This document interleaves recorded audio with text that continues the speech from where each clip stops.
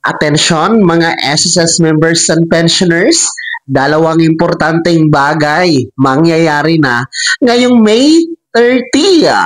Dapat alam nyo ito, pag-uusapan natin dito sa video. Hold up.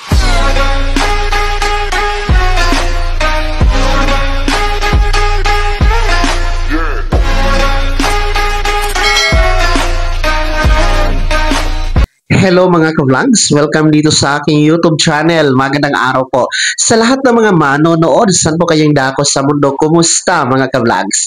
Dalawang importanteng bagay mangyayari na ngayong darating na May 30. Dapat alam niyo po ito. Mamaya-maya tatalakayin natin. Pero bago ang lahat, kung bago ka pa lang dito sa aking YouTube channel o di kaya hindi ka pa nakasubscribe, abay click nyo muna ang ating subscribe button na nasa baba. Huwag niyong kalimutan na pindutin ang notification bell. Ilagay niyo po sa all para naman updated ka sa lahat ng mga videos na aking i-upload. So, eto na nga po, makinig mga miyembro at pensyonado ni SSS. Dahil ngayong May 30 po, ay merong dalawang importanteng bagay na mangyayari o magaganap po, no, sa SSS. So, una po, no, ang ating mga miyembro at pensyonado ay maaari po kayong mag-join o sumali po sa talakayan dito sa 5th episode ng SSS Eskwela Webinar.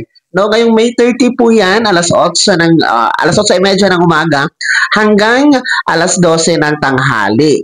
Kung saan online lamang po ito via Zoom mga ka-vlogs. No? Kung gusto niyo pong matuto at gusto niyo pong talakayin, no, ang benepisyo ni SSS, particular po sa usapin o topiko ng nasabing webinar ay ang patungkol sa funeral and death benefits, no? Kung ano po yung proseso, paano mag-claim ng benepisyong yan, ano ang mga proseso, ano po ang mga requirements o kailangan ipasa na dokumento, at ano po ang mga rason bakit po nire-reject yung aplikasyon for funeral and SSS death benefits. So yan po ang topic ngayong 5th episode ng SSS Eskwela Webinar. Ngayon po yung May 30, 2025. Next week na po yan.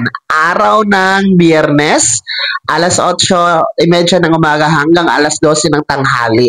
Well, sa mga gustong sumali, nasa screen nyo po ang QR code. Scan nyo lamang po yan para po makaregister kayo, no? And para po mapasama kayo sa list ng attendance po on May 30. So, mahalaga ito na sumali kayo kahit pa paano magkaroon tayo ng kaalaman, no, for SSS benefits just like death and funeral benefits. Kahit pa paano po ay malaman po natin ito as a member or pensioners.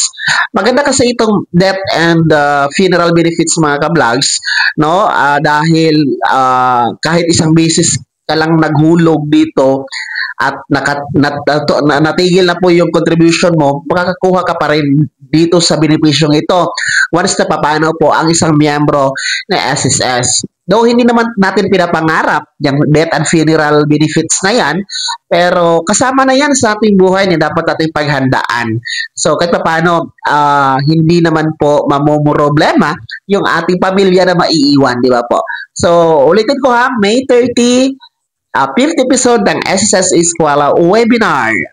Pangalawang importanteng bagay na mangyayari o magaganap ngayong May 30, araw ng Biyernes, next week. Aba po, good news naman para sa ating mga pensyonadong kabilang sa first batch.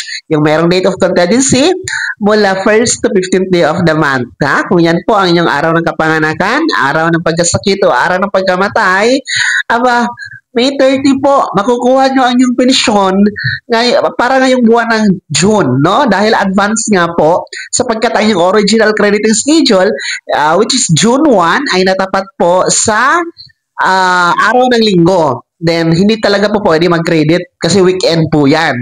And kapag holiday, hindi din po pwede mag-credit ng pensyon as per SSS circular. So, ang mangyayari dyan, i-atras po sa pinaka-last working day ni SSS.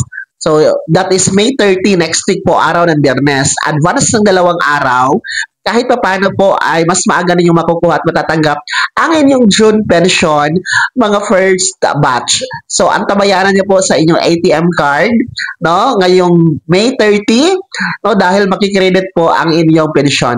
Paalala lamang, no, pensyon lamang po ang matatanggap ninyo. The second tranche, wala pa po yan, ha? Wala tayong aasahan na dagdag o increase ngayong buwan ng June para sa inyong pensyon. So that is May 30, advance pension crediting schedule ng ating mga first batch para po sa buwan ng June na pensyon na. So ayun po ha, ang dalawang importanteng bagay, mahalaga ito na inyong malaman. Ngayong May 30 magaganap yan next week, araw ng Biyernes. Una po, ulitin ko, 5th episode po ng SSS Eskwela webinar. Libre lamang po yan, no? 8:30 to 12 noon. So, tatalakayin po dyan ang benepisyong funeral and death benefits, no? And then, pangalawang importanteng bagay, ngayong May 30 ay ang advance pension crediting schedule for our first batch SSS pensioners. Kaya naman, mga miyembro at pensionado ng SSS, ano po yung komento at reaksyon sa balitang ito? Sino sa inyo dito ang mag-a-attend sa SSS Eskwela Webinar, 5th episode? Sino ang interesado na malaman kung ano ba talaga ang benepisyo na funeral and death benefits? At sino sa inyo dito ang mga kabilang sa first batch? No, ano po yung komento at reaksyon sa dalawang araw na advance ng inyong pensyon? Lahat ng yan, ibahagi nyo po sa comment section na nasa baba. Pakilakip naman ang buong pangalan at kung taga saan kayo, ha? Para po alam ko kung saan po naaabot itong ating video, mga ka-vlogs. Bago ako magtapos sa video na to, kung gusto niyo pong sumuporta sa aking YouTube channel, maaari niyo pong i-click ang ating super thanks button na nasa baba. Sa mga gusto maging miyembro, pwede po. I-click nyo lamang ang ating join button. Naku, maraming perks dyan. Mamili kayo. Be my member now. Sana naging gabay ang video na to kahit paano na pag-uusapan natin ng mga mahahalagang bagay na may kinalaman sa pagiging miyembro, benepisyaryo at pensyonado sa SSS. Kung hindi ka pa nakasubscribe dito sa aking YouTube channel, maaari nyo nang i-click ang ating subscribe button na nasa baba. Huwag niyong kalimutan na pindutin ang notification bell. Ilagay nyo po sa all para naman updated ka sa lahat ng mga videos na aking i-upload. Maaari nyo rin i-like ang video na to at kung meron ka pa mga katanungan, maaari nyo i-komento sa comment section na nasa baba. Paki-follow na din po ang aking official Facebook page na nasa screen nyo. Muli po, ako si Daniel Timpawa na nagsasabing dito sa aking YouTube channel, Pawang Katotohanan at lahat totoo lamang.